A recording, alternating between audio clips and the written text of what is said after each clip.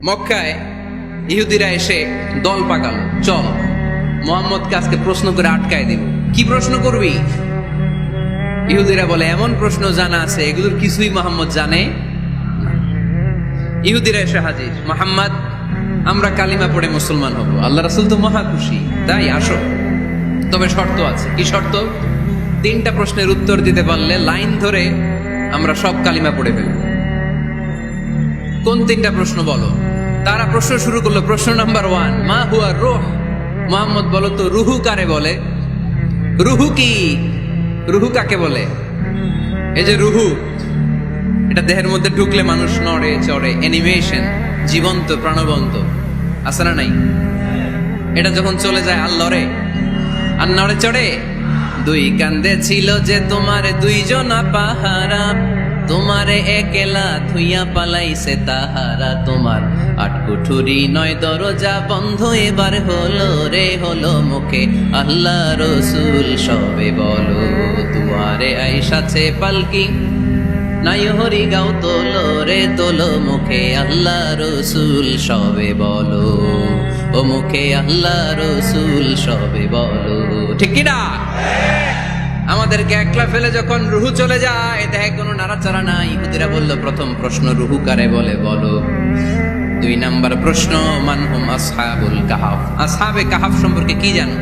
কি জানো বলো। গুহাবাসী, গুহাবাসীদের সম্পর্কে কি জানো? অনেক আগে তারা এসেছিল পৃথিবীতে।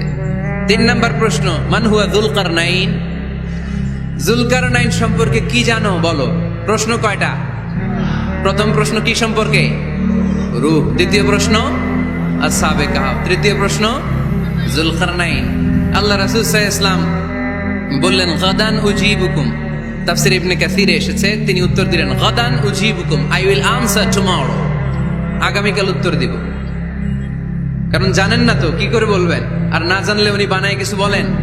কারণ কোরআন তো পরিচয় দিয়েই দিল, তিনি মন গড়া কখনো কিছু বলেন। আগামীকাল উত্তর দিব। ওরা আগামীকাল উত্তরের জন্য হাজির, কিন্তু ওহী আসে নাই, উনি বলতেও পারে না। বিশ্বনবী আবার বললেন গদান উজিবুকুম, আগামীকাল দেব। তারপরের দিন ইহুদিরা এসে হাজির, বিশ্বনবী উত্তর করতে পারেন না। বিশ্বনবী আবার বললেন গদান উজিবুকুম, আগামীকাল বলে দেব। আগামীকাল ওরা এসে হাজির, তৃতীয় দিনও তিনি পারেন না। এসে হাসাহাসি শুরু করছে, এই মক্কার লোকেরা দেখো, এই লোকটা এতদিন তোমাদেরকে ভুল বুঝাইছে। এই লোকটা এতদিন বলেছে তিনি নবী। তিনি যদি নবী হতো তিনি তো প্রশ্নের উত্তর করতে পারতো, পারে না কেন? পারে না কেন? এটাই প্রমাণ করে তিনি নবী নয়। তিনি যদি পারত উত্তর দিয়ে দিত। তিনি যদি জানতেন তাহলে তো উত্তর দিতেন।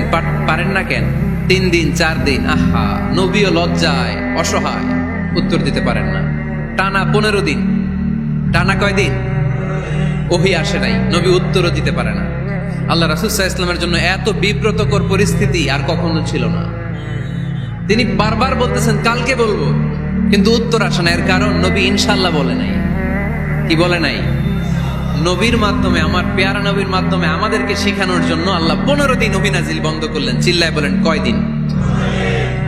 এরপর আল্লাহ কোরআনের আয়াত নাজিল করলেন, ওয়ালা তাকুলান্না লিশাইইন ইন্নী ফাইলুন যালিকা গাদা ইল্লা আইয়াশা আল্লাহ। নবী গো, ভবিষ্যতের কোনো কাজের ব্যাপারে যদি কাউকে ওয়াদা দেন, ওয়াদা দেওয়ার আগে অবশ্যই ইনশাআল্লাহ বলে দিয়ে। নবীর মাধ্যমে আমরা শিখে গেলাম না? এবার আল্লাহ 3টা প্রশ্নের উত্তর জানাই দিলেন। ইয়াসআলুনাকা আনির রূহ কুলির রূহু মিন আমরি রাব্বি ওয়া মা উতীতুম মিনাল ইলমি ইল্লা কালিলা।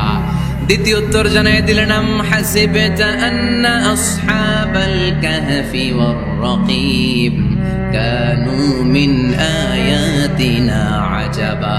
3 নাম্বার প্রশ্নের উত্তর আল্লাহ সূরা কাহফে জানিয়ে দিলেন, ইয়াসআলুনাকা আন যিল কারনাইন কুল সাআতলু আলাইকুম মিনহু যিকরা।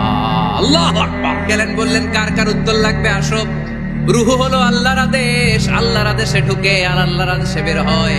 আসহাবে কাহফের 7 জন ছেলে ছিল, গুহার মধ্যে আল্লাহর ভয় ঢুকেছে। 309 বছর পরে আল্লাহ তাদেরকে আবার ঘুম থেকে জাগিয়েছে। জুলকারনাইন এমন একজন বাদশাহ, গোটা বিশ্বকে শাসন করেছে, তার শাসন ক্ষমতার কোনো কমতি ছিল না। সুবহানাল্লাহ, সুবহানাল্লাহ। তাহলে আমার নবী মন গড়া কথা বলে, তাই না? মন গড়া বলে?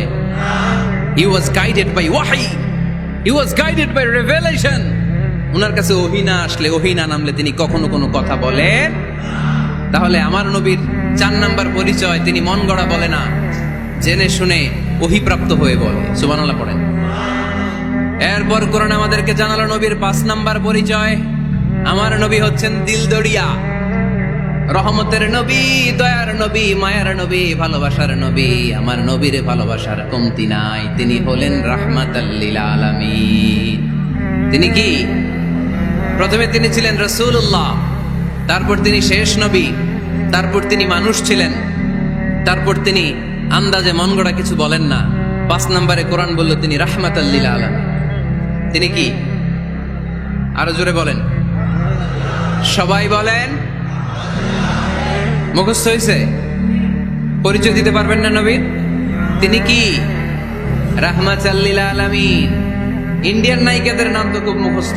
ক্যাটরিনা কাইফ, কি কঠিন নাম, আমার দাঁত ভেঙে যায়। পোলাপান কয়ে ফেলায়, ছোট্ট বাচ্চা। ক্যাটরিনা কাইফ, সালমান খান, আমির খান, অমিতাভ বচ্চন, কি কঠিন নাম, এগুলো মুখস্থ। রাহমাতাল লিল আলামিন বেরোয় না মুখ দিয়া। আওয়াজ করে বলেন রাহমাতাল লিল আলামিন।